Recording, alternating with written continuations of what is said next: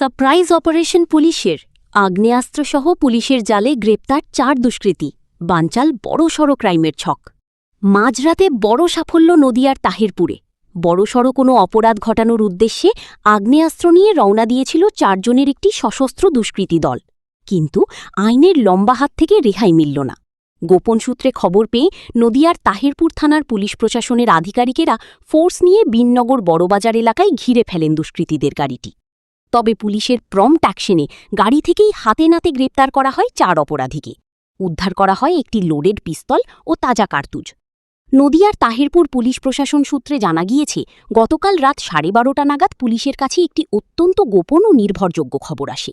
জানা যায়, নদিয়ার রানাঘাটের দিক থেকে একটি সাদা রঙের মালটানা গাড়ি ৩ থেকে ৪ জন সশস্ত্র যুবককে নিয়ে বিননগরের দিকে ঢুকছে। তাদের উদ্দেশ্য তাহিরপুর থানার অন্তর্গত আনন্দনগর এলাকায় কোনো বড়সড় অপরাধমূলক কাজ সংগঠিত করা।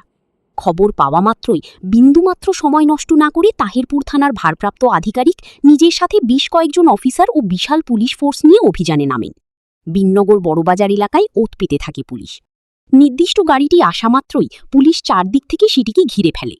পুলিশের অতর্কিত হানায় পালানোর কোনো সুযোগ পায়নি দুষ্কৃতীরা।